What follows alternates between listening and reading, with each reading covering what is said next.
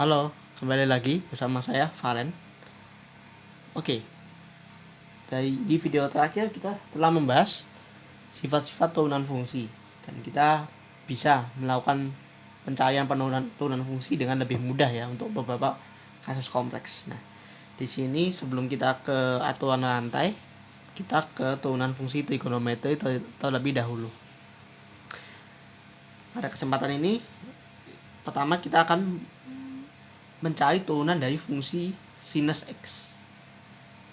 Nah, untuk mencapai itu kita ingat kembali beberapa rumus penting atau hasil-hasil penting yang sudah ada ya di trigonometri, yaitu yang limit ini X mendekati 0 dari sin X per X adalah 1, lalu sin X plus H ini kita punya ya sin cos sin, lalu cos 2H adalah 1 min sinus kuadrat H. Oke, kita akan menggunakan tiga fakta ini untuk mencari turunan dari sinus X. Oke, kita mulai.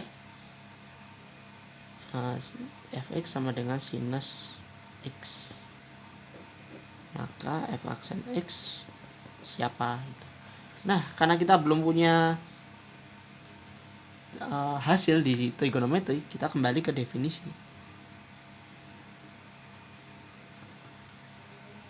Nah, definisi kita adalah limit H dekat 0 sinus X plus H. Saya langsung aja ya, nanti kalau teman-teman misalkan agak lupa rumusnya bisa lihat catatannya. Ini per H. Oke. Nah, ini limit kita pakai hasil di atas sin X plus H, jadi sinus X cos H plus cos X sin H minus sinus X. Oke, gimana nih? Oke, strateginya adalah kita melakukan pengelompokan. Di sini ada sinus. Sini ada sinus X-nya, suku ini sama suku ini. Nah, ini kita tukar posisinya. Dengan sifat limit kan bisa kepecah ya. Jadi limit ini sinus atau saya tulis aja nggak apa, sin X cos H min 1 H plus limit H dekat 0 dari cos X yang ini sin H per H. Oke, kita lihat ini limitnya H mendekati 0. Karena ini sin X berarti tidak ada sangkut paut dengan H, berarti dia langsung keluar.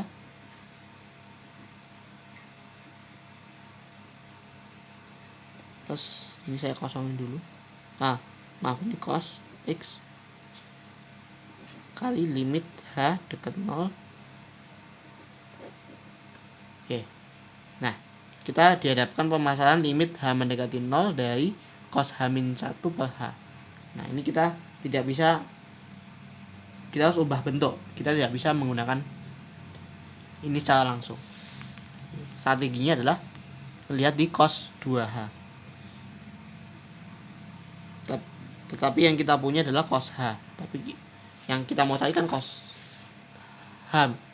Tapi kita punyanya cos 2H. Untuk itu kita lakukan modifikasi sedikit. Kita misalkan 2H itu U. Karena U adalah 2H, berarti H sendiri adalah U per 2.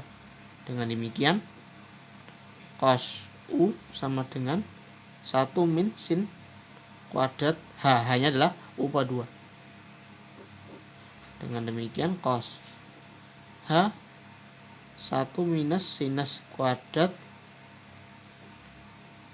H per 2 ya.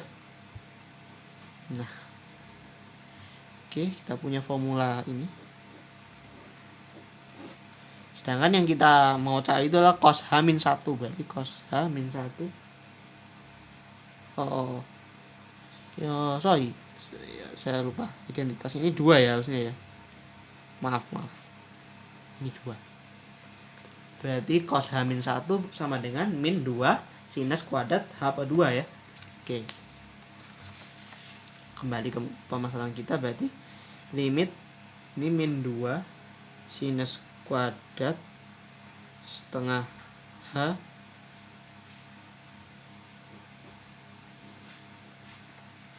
bagi H. Kalau kita lihat yang ini sudah selesai ya. Limit H mendekati 0 sin H per H itu 1. Jadi tinggal cos X. Nah, sekarang tinggal ngurus yang ini. Gimana nyari limit?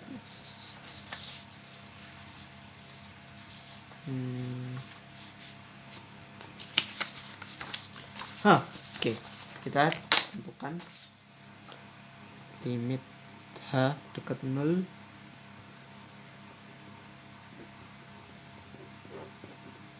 Nah, ini kan sinus kuadrat, berarti sinus H per 2 kali sinus H per 2 ya.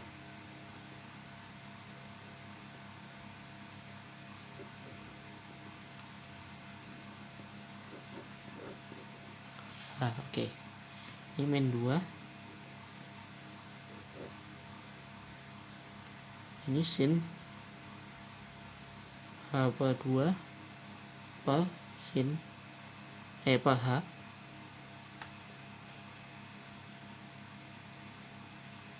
Lalu dikali limit H mendekati 0 sin H per 2. Ini dekati 0 ya, ini H per 2 per H. Berarti H per 2 per H kali ini, karena H mendekati 0 sin 0 adalah 0. Ini adalah 0. Dengan demikian karena itu 0, nanti suku ini habis ya, tinggal cos X. Tinggal cos X. Berarti dengan demikian turunan dari sinus X adalah cos X. Oke. Jadi kalau fx-nya itu sin X, f-aksennya adalah cos X. Oke. Nah, nanti dengan langkah yang sama menggunakan definisi, nanti sebagai latihan tunjukkan fx-nya kalau cos X, maka f-aksennya adalah min sin X. Langkahnya mirip menggunakan beberapa pengetahuan kita di identitas trigonometri. Oke.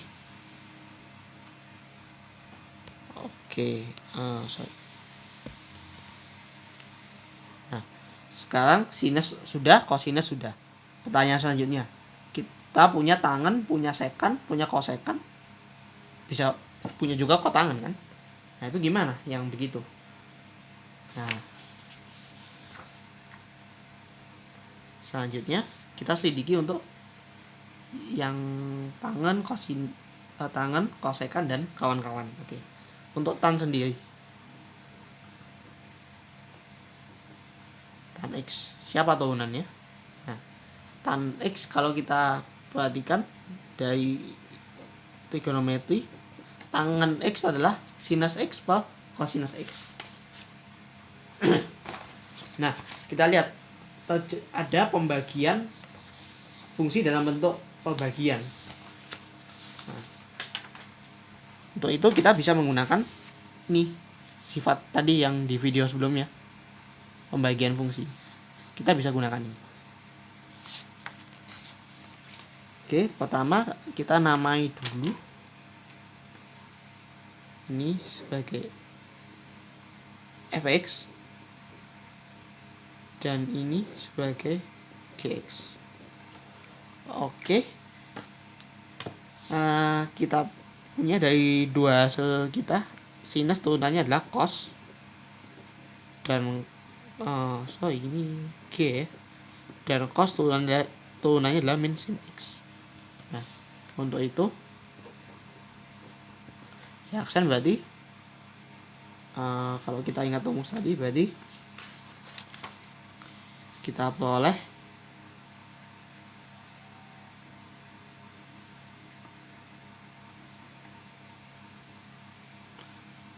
ini sorry.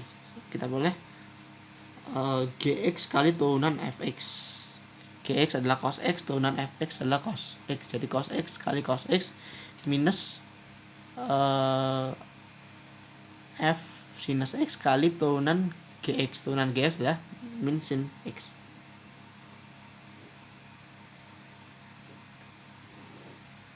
Per cos kuadrat X ya. Untuk pembilang cos kuadrat X min sin kali min sin plus, nah dari identitas trigonometri yang pembilang kita adalah 1 ya, atau cos kuadrat X. Ini tidak lain adalah secant cos secant kuadrat X. Oke, jadi tangan X itu mempunyai turunan yang adalah secant kuadrat X. Oke, dengan cara yang sama nanti Anda bisa tunjukkan untuk fungsi-fungsi yang lain.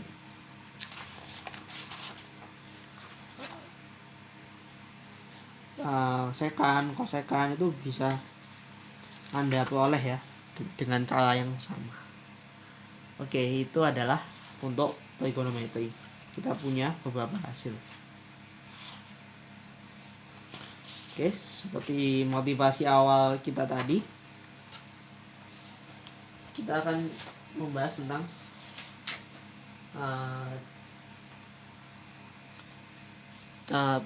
tentang cendol, yaitu kita diberi permasalahan,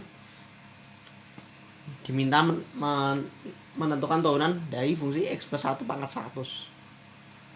Nah, di sini kita punya suatu hasil di matematika yang dinamakan aturan rantai atau chain rule. Bagaimana bunyinya? Oke, aturan rantai adalah sebagai berikut. Jika F dan G memiliki turunan, maka fungsi komposisi F bundaran G ini juga memiliki turunan, dan turunannya bisa dicari dengan rumus ini.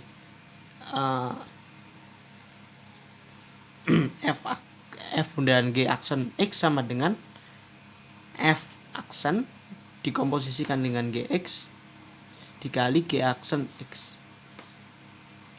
Nah, ini aturan rantai ini saya pernah berdasarkan pengalaman saya di beberapa soal SBMPTN bisa digunakan ya. Jadi tolong diperhatikan dengan seksama. Lalu kalau tadi kan pakai notasinya aksen-aksen, gimana kalau kita pakai yang dy dx? Nah, ini jadi jika ini cuma bentuk lainnya aja ya untuk teknis memudahkan hitungan. Y sama dengan F. Misalkan Y sama dengan FU dan U adalah GX. Maka rumus ini kita bisa tuliskan ulang menjadi dy dx sama dengan dy du kali du dx. Dengan demikian nanti dy du nya kita cari, nanti du dx kan bisa. Nah, ini menjawab permasalahan kita untuk ini. Nah, bagaimana aplikasinya? Contoh.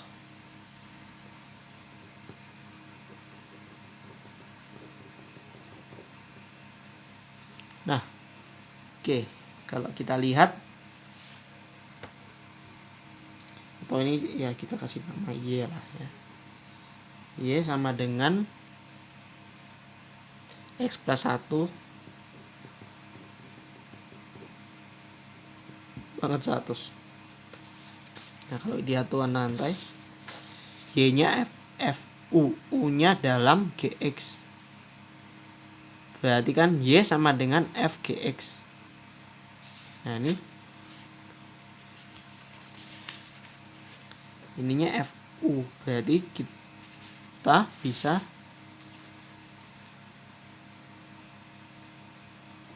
di sini kita mengambil U-nya itu adalah X plus 1. Nah, berarti kan sama dengan U pangkat 100. U sama dengan X plus 1, Y sama dengan U pangkat 100. Ini kalau kita kembalikan di ini, Y itu adalah FU, berarti sama dengan jadi Y itu adalah FU. Nah, di sini FU kita adalah U pangkat 100. Dan GX kita adalah X plus 1. Oke, kita mau cari, yang mau dicarikan aksen X, Y aksen, atau ya dalam notasi dy dx. Nah, di sini kita pakai aturan Ananta, berarti dy dx sama dengan dy du kali du dx. Nah, dengan demikian dy dx nya dy du dx, dy du turunan U berarti ya. Jadi turunan U pangkat 100 adalah 100 kali U pangkat 99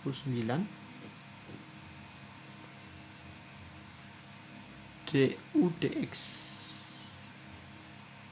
Berarti du dx adalah 1.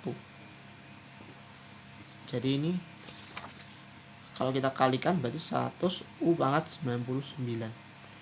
Nah, jangan lupa karena fungsi kita Y dalam Y sama dengan X plus 1 pangkat 100, kita harus kembalikan dalam variabel X, dimana U itu adalah ya X plus 1 ya. Nah, begini. Jadi kita bisa lebih mudah menentukan X plus 1 pangkat 100 turunannya berapa, ya turunannya adalah fungsi ini, tanpa perlu kita memangkatkan sebanyak 100 kali. Dan itu adalah pekerjaan yang tidak efektif tentunya. Oke. Nah, di sini tapi tantangannya kita harus cermat-cermat menentukan siapa U untuk bisa menggunakan aturan rantai. Dan ini ujung-ujungnya kita akan kembali ke rumus-rumus dasar turunan kita ya. Oke. Selanjutnya, dan sebagai catatan, ini mungkin loh kita tidak, ini bisa jadi nanti U-nya juga harus dipecah lagi, jadi kemungkinannya bisa lebih panjang. Iya. Tapi sebelum itu kita ke contoh yang lain dulu.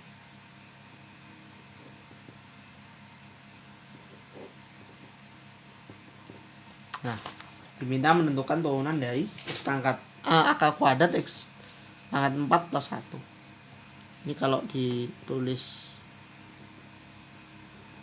bentuk pangkatnya itu pecahan, jadi ini ya, X pangkat 4 plus 1 pangkat setengah. Oke, gimana cendol bekerja? Y nya kan harus dalam FU, berarti ini yang dimisalin adalah X pangkat 4 plus 1. Kalau kita misalkan ini berarti Y sama dengan U pangkat setengah ya. Dan di sini dy dx dy du kali du dx adalah dy du, berarti turunan dy oleh U berarti setengah U pangkat min setengah kalikan du per dx berarti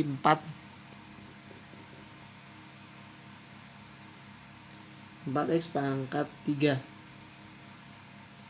Nah, dengan demikian setengah kali 4 2 X pangkat 3. Ini kan U pangkat min setengah berarti 1 per akar U. Nah, akar U kita kembalikan lagi ke X berarti ini. Oke, jadi turunan dari fungsi ini adalah ini ya. Oke, itu untuk yang fungsi-fungsi dalam bentuk polinomial. Sedangkan nanti untuk yang trigonometri bisa juga sinus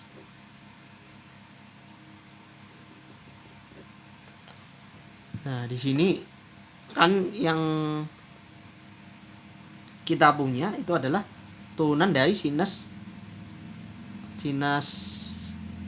X, tapi yang ini dalam sinusnya adalah 2 suku. Nah untuk itu kita ambil ya mungkin kita bisa nggak selamanya U ya, ini V misalkan. V adalah 2x plus 1, berarti Y sama dengan sinus V. Nah berarti dy dx adalah dy dv dv dx. dy dv jadi sinus turunannya adalah cos. dv dx 2 berarti sama dengan 2 cos v. 2 cos v nya kita kembalikan 2x plus 1.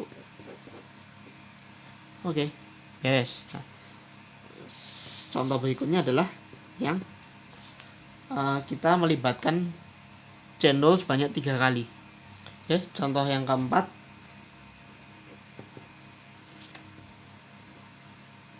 Y sama dengan sinus kuadrat 2x plus 1. Oke.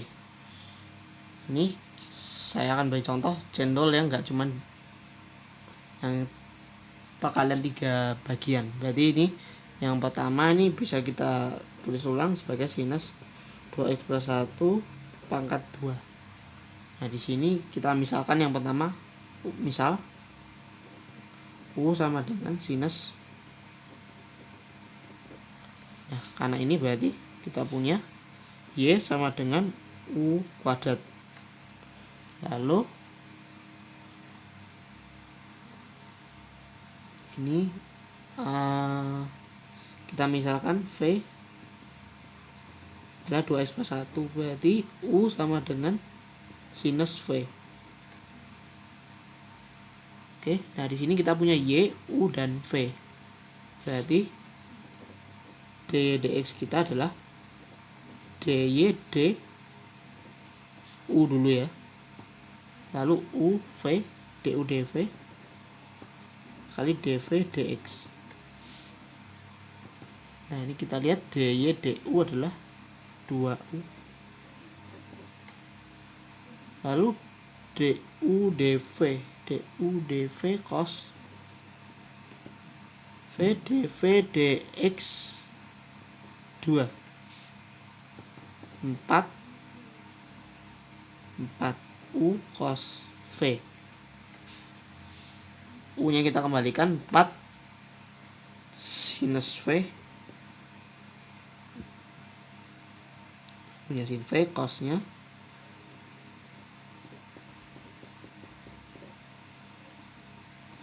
sekali lagi 4 sinus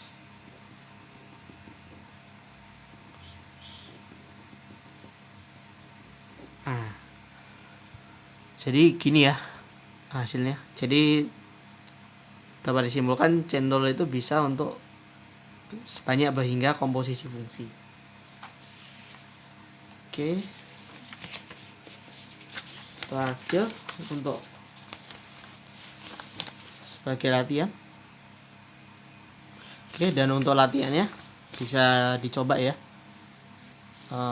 Kita bisa menggunakan aturan rantai dan pelan-pelan ya menentukan U dan V nya ya. Ini ada sekitar 8 soal, bisa Anda coba kerjakan sebagai latihan.